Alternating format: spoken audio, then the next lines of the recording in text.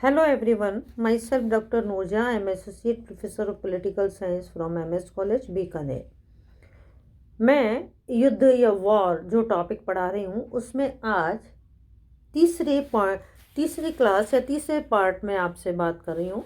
और ये क्लास हमारी MA फाइनल ईयर की है और अंतर्राष्ट्रीय कानून जो पेपर है उसमें मैं आपको युद्ध का जो टॉपिक पढ़ा रही हूँ। आज संभवतः इस टॉपिक को हम पूर्ण कर पाएँ ऐसी उम्मीद करती हूँ।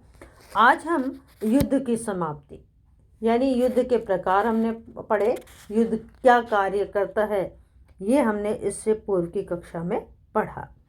अब हम आज जो बात करेंगे वो है युद्ध की समाप्ति, यानी युद्ध कौन कौन से तरीकों से समाप्त किया जाता है।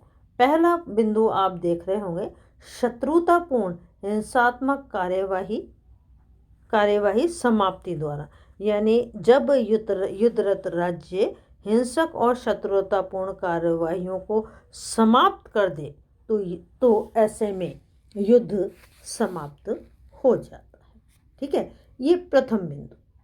इसमें जो दूसरा बिंदु है, कब्जा करने के पश्चात विजय, अर्थात जब एक युद्धरत राज्य शत्रु राज्य पर विजय प्राप्त करने की स्थिति में होता है तो वह भू क्षेत्र पर अपना कब्जा कर लेता है और युद्ध समाप्त हो जाता है। यानी युद्ध समाप्ति का ये दूसरा कॉज मैंने दूसरी स्थिति आपको बताई। ठीक, अब इसमें मैं जो तीसरी स्थिति पर बात करूंगी वो है शस्त्र प्रयोग की समाप्ति द्वारा, शस्त्र प्राप्ति की समाप्ति, समझौते द्वारा युद्ध की समाप्ति। अर्थात इससे तात्पर्य कि कई युद्धों की समाप्ति युद्ध बंद करने के समझौते द्वारा होती है। इसके द्वारा शत्रुतापूर्ण हिंसक कार्यवाही को समाप्त करने का निर्णय लिया जाता है, यानी शस्त्र का प्रयोग बंद कर दिया जाता है। ऐसे में युद्ध समाप्त हो जाता है। ठीक, चौथा बिंदु इसमें है एक पक्षीय घोषणा द्वारा युद्ध की समाप्ति, अर्थात कई बार युद्ध की समाप्ति एक या अधिक विजयी राज्यों द्वारा एक पक्षीय घोषणा करके कर दी जाती है। इसमें आप उदाहरण ले सकते हैं, 1962 में चीन ने एक पक्षीय घोषणा करके भारत चीन सीमा विवाद को समाप्त कर दिया। 1971 में भारत ने एक पक्षीय घोषणा करके भारत पाक युद्ध को समाप्त किया। इसके अलावा आपको और भी काफ़ी सारे इसमें एग्जाम्पल भी मिल सकते हैं।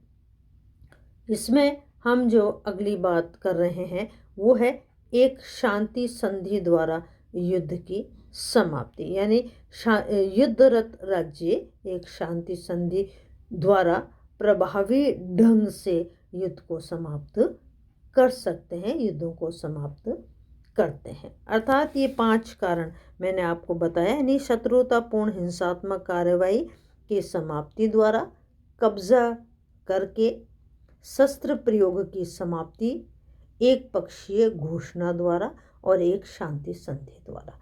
ये 5 ऐसे एलिमेंट्स हमने पढ़े जो युद्ध की समाप्ति को दर्शाते हैं। ठीक है, इसमें एक बात और है, कुछ अन्य साधन भी हैं जो युद्ध समाप्ति के तरीके हैं।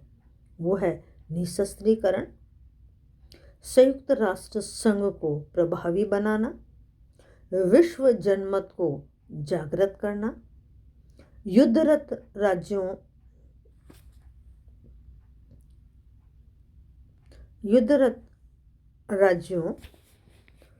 पर राजनीतिक और आर्थिक प्रतिबंध लगाना, आक्रमण से प्राप्त होने वाले लाभों को मान्यता न देना।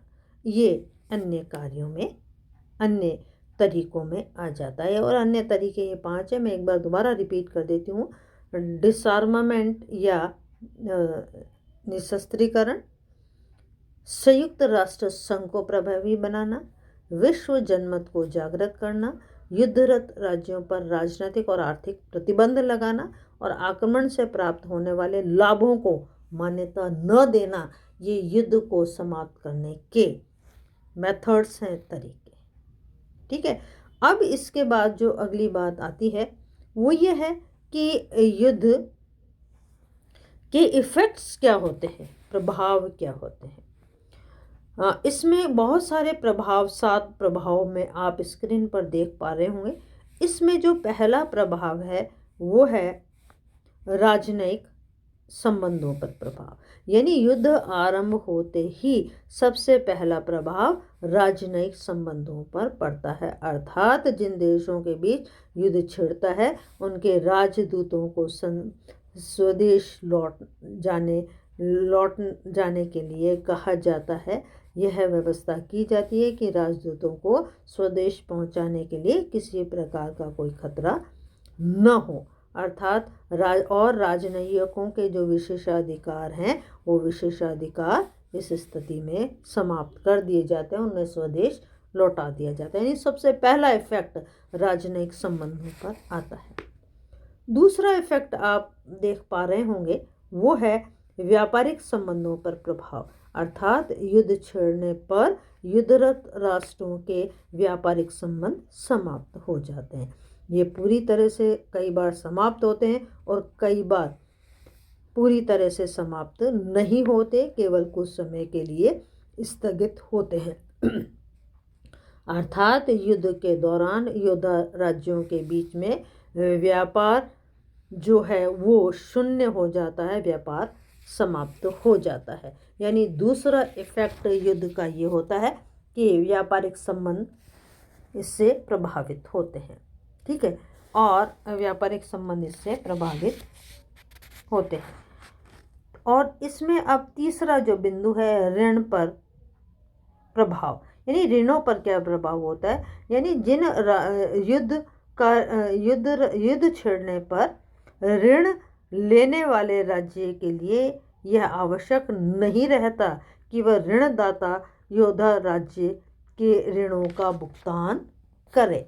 अर्थात जो ऋणदाता राज्य है उसको वो ऋण वापस मिलेगा ये कोई गारंटी नहीं है। अर्थात ये यहाँ इसका इफेक्ट होता है। चौथा पॉइंट आता है समझौतों पर प्रभाव, यानी जो राष्ट्रों के मध्य जब युद्ध होता है तो उनके द्वारा की गई संधि समझौते, यानी नागरिकों के संबंध में किए गए संधि समझौते, कंपनी, निगम आदि के लिए जो संधि समझौते किए जाते हैं वो संधि समझौते उस समय समाप्त हो जाते हैं।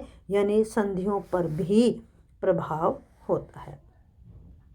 इसमें आप 5वां पॉइंट देख पा रहे होंगे, शत्रु देश में योद्धा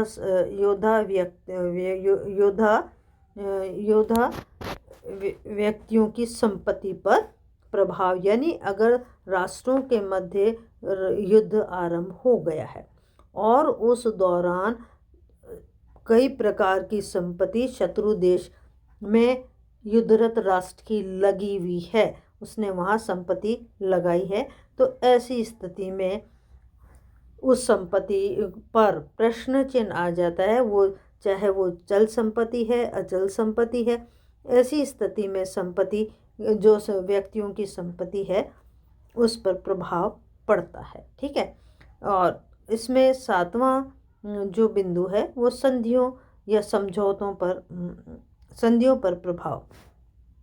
संधियों पर प्रभाव से तात्पर्य कि युद्ध पर संधियों का प्रभाव निश्चित रूप से पड़ता है। कुछ विद्वानों का इस संबंध में मत है कि युद्ध पिछड़ने पर योद्धा राष्ट्रों के मध्य सभी प्रकार की संधियां समाप्त हो जाती हैं। इसके विपरीत कुछ विद्वानों का ये कहना है कि युद्ध आरंभ होने से सभी संधियां समाप्त नहीं होती।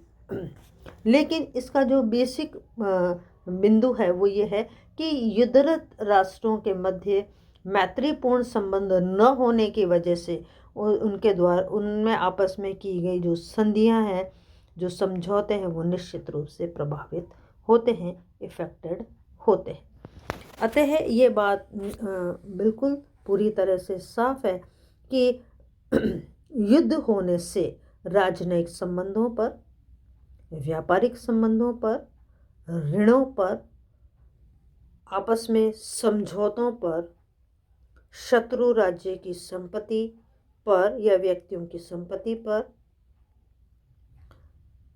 योद्धा राष्ट्रों योद्धा शत्रु देश के योद्धा संपत्ति पर प्रभाव और संधियों पर प्रभाव निश्चित रूप से पड़ता है।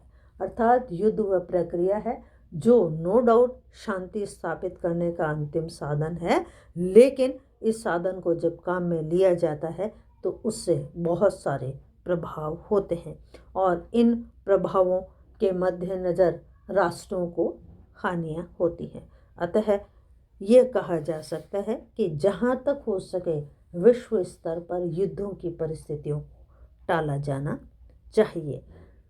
अब ये टॉपिक हमारा यहाँ ख़त्म होता है और इस टॉपिक से संबंधित असाइनमेंट आप ग्रुप में देख पाएंगे।